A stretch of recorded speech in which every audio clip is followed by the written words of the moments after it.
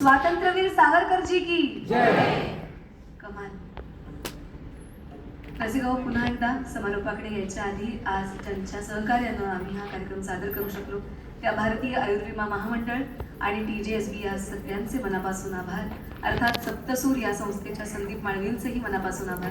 या सगळ्यांमुळे आम्ही हा कार्यक्रम करू शकलो आणि मुळात तुम्ही सारे की इतका सुंदर प्रतिसाद तुम्ही आम्हाला दरवर्षी देता त्यासाठी तुमच्या प्रति मनापासून कृतज्ञता. एकदा सगळ्यांसाठी टाळ्यांचा गजर करू आणि मग समारोपाची पावसा करू.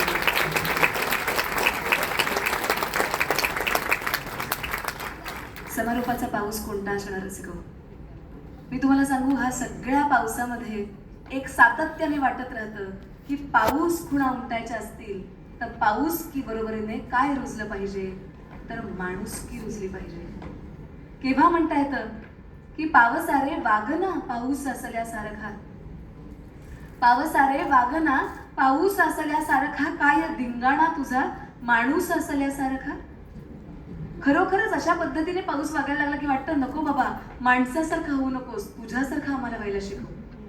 आणि म्हणून अशा एका कमालीच्या मानवीयतेचं उदाहरण देणार आहे. जेव्हा 2005 मध्ये 26 जुलैचा पूर आला त्या दरम्यान गणराज जैन आणि डॉक्टर अर्चना जैन यांनी तब्बल 50 ते 60 प्राणी आपल्या घरात ठेवले होते. आणि कुत्रा मांजर केवळ नव्हे तर गाढव, डुक्कर, गाय, बैल या सगळ्यांसकट. आणि त्यांना 4-5 दिवस त्यांना पोचलं. आणि इतकंच नव्हे तर त्याच्या पल्याड जाऊन त्यांच्यासाठी बदलापूर चामटोली येथे एक आश्रम उभा केला अपंग प्राण्यांसाठी. आणि तो आश्रम बरेच वर्ष चालू होता, पण हळूहळू झालं असं की त्या आश्रमात पाणी यायला लागलं आणि प्रत्येक वर्षी या सगळ्या गुरांचं सुद्धा स्थलांतर करावं लागेल. त्याच्यात सगळ्यांनाच असं वाटायला लागलं की हे काम थांबवावं का. तर चक्क एका पुरानंतर सगळ्या पावसातनं हे स्थिरावलं आश्रम आणि सगळे प्राणी जेव्हा परत आले त्यानंतर एक बदक पुरातून वाट शोधत ह्यांच्यापर्यंत आलं आणि क्वॅक क्वॅक करत पोहोचलं. जणू संवाद साधत सांगत होतं की हे बंद करू नका, आम्हाला अजून जगायचंय. हे सगळे अपंग प्राणी आजही सुरक्षित आहेत. त्यांनी आश्रम बदलला आणि आता ढवळेपाडा इथे तो आश्रम आहे. त्या आश्रमाचं नाव आहे पाणवठा. हजारो मगरीला सुद्धा बरं करतात ही माणसं आणि मग सोडतात. हजारो प्राणी आज तिथे येऊन थांबतात, विश्रांती घेतात आणि अपंग असतील त्यांना ते पूर्ण वेळ सांभाळतात. अशी ही मंडळी आहे. काय सांगावं सांगा. अशा कार्यांसाठी मनापासून लवून मुजरा केला पाहिजे. अशाच या सगळ्यांना खरोखरच दंडवत. योग्य वेळी जे भ्रमणध्वनी वाजला सत्य असं आपण म्हणू आणि दंडवत स्वीकारला जाऊ दे अशी मनापासून प्रार्थना. असो, समारोपाकडे वळताना एवढंच वाटतं की रसिको, हे सगळं जरी चालू राहिलं तरी सुद्धा एक निश्चित असतं की वरुण जरी महत्वाचा असला तरी अरुणालाही तेवढंच महत्व आहे.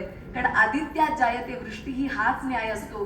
पावसाळा आला तरी सुद्धा त्याला सांगावंच लागतं की बाबा रे, तू देणार आहेस, त्यामुळे निरोप घेऊन जाताना सांगून जाऊ नकोस, कारण मागे परत वळून पाहिलंस तर तुलाच तुझी निर्मिती बिघडवण्याचा शाप आहे.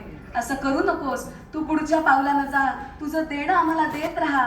पुन्हा एकदा अरुणाच्या हाती सारं सोपव. या अरुण किरणीचा प्रकाश पुन्हा एकदा लख्ख होऊ दे. तो सारा मेघडंबरीचा हा सगळा खेळ उजळू दे. या तेजाची आरती पुन्हा आम्हाला करता येऊ दे आणि नव्या येणाऱ्या पावसाला सांगता येऊ दे, सांग सांग रे पावसा आता येणार तू कधी, सांग सांग रे पावसा आता येणार तू कधी, तुझे औक्षण करीन ऊन सरण्याच्या आधी, तुझे औक्षण करीन ऊन सरण्याच्या आधी. हाच खऱ्या अर्थी संदेश पावसापर्यंत पोहोचवूया आणि विरमूया. श्रोता वक्ता श्रीराम समर्थ. नमस्कार, शुभरात्री.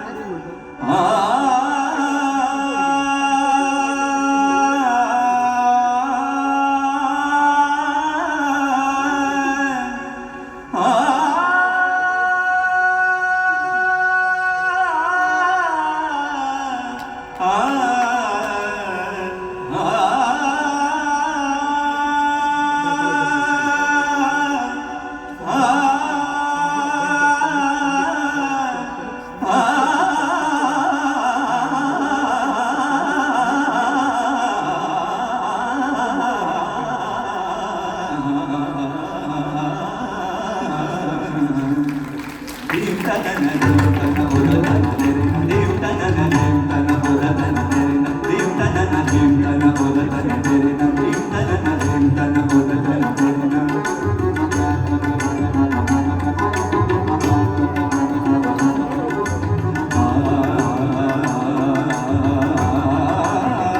अरुणी किरणी धरणी गगन चमके भ्रमित भ्रमर करी गुंजन धरती अधीर मन मम जणु सरीत जल करीत स्वर धर धर धर धर धर चिंतन ओरधन धरिन चिंतन ओरधन धरिन चिंतन ओरधन धरिन